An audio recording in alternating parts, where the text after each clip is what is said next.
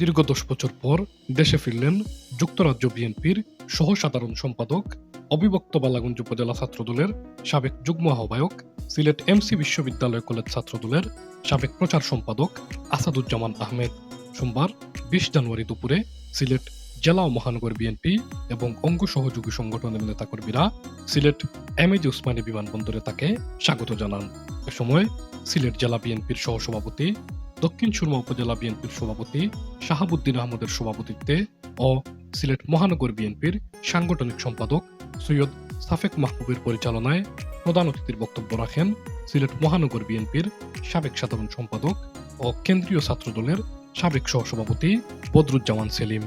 এ সময় আরও বক্তব্য রাখেন সিলেট জেলা বিএনপির যুগ্ম সাধারণ সম্পাদক ইশতিয়াক চৌধুরী, সিলেট জেলা বিএনপির প্রচার সম্পাদক লোকমান আহমদ, সিলেট জেলা বিএনপির গণশিক্ষা বিষয়ক সম্পাদক শাহিদুল হক সোহেল, বালাগঞ্জ উপজেলা বিএনপির সাধারণ সম্পাদক ও পূর্ব গৌরীপুর ইউনিয়ন পরিষদের চেয়ারম্যান এম মুজিবুর রহমান, দক্ষিণ সুরমা উপজেলা বিএনপির সহসভাপতি আব্দুল লতিফ, বালাগঞ্জ উপজেলা বিএনপির সাবেক আহ্বায়ক কমিটির সদস্য আজমল আলী মাসুক, বালাগঞ্জ উপজেলা বিএনপির সহসভাপতি, পূর্ব পৈলনপুর ইউনিয়ন বিএনপির সভাপতি আব্দুল বারী, মহানগর ছাত্রদলের সাবেক সহ সাংগঠনিক সম্পাদক আব্দুস সালাম টিপু,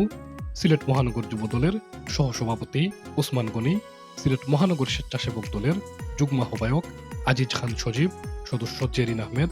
মহানগর যুবদল নেতা এরশাদ আহমদ, অপঘোষ, বালাগঞ্জ উপজেলা বিএনপি নেতা একে আজাদ পনির, খলকু মিয়া, বালাগঞ্জ উপজেলা স্বেচ্ছাসেবক দলের সদস্য সচিব সাবুল আহমদ, বালাগঞ্জ উপজেলা যুবদলের যুগ্ম আহ্বায়ক মিজান আহমেদ, সোহেল তালুকদার, সদস্য রাহেদ আহমদ চৌধুরী, বালাগঞ্জ উপজেলা শ্রমিক দলের সাধারণ সম্পাদক সালেহ আহমদ তালুকদার, যুগ্ম সাধারণ সম্পাদক জাকির হোসেন, সদস্য নাজিম আহমদ, বালাগঞ্জ উপজেলা ছাত্রদলের সাবেক গণশিক্ষা বিষয়ক সম্পাদক বদরুল ইসলাম মাহি, সাবেক সদস্য সাজু মিয়া, মুসলেখ আহমদ, ছাত্রনেতা আনিস খান, তুফাইল আহমদ নুমান, সেলিম আহমদ জয়, আব্দুর রহিম, আলমগীর হোসেন, মারুফ, ইমন আহমদ, জমির মিয়া, শাহিন মিয়া, আত্তর মিয়া, নুরুজ্জামান, লক্ষণ দাস, বদরুল মিয়া প্রমুখ। এ সময় বদরুজ্জামান সেলিম বলেন, আসাদুজ্জামান ৯০-এর স্বৈরাচার বিরোধী আন্দোলনের রাজপথের আন্দোলনে সাহসী ভূমিকা রেখেছেন এবং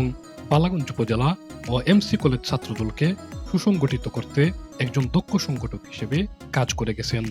এছাড়াও বহির্বিশ্বে ফেসিবাদ বিরোধী আন্দোলনে অগ্রণী ভূমিকা পালন করতে গিয়ে দেশে করোনা চলাকালে লকডাউনের সময় স্বৈরাচার খুনি হাসিনার বিরুদ্ধে আন্দোলনের একমাত্র প্রক্রিয়া ছিল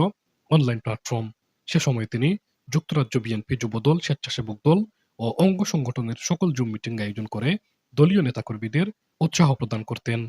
জুম মিটিংগুলোর আয়োজন করায় তিনি বিদেশে থাকা অবস্থায়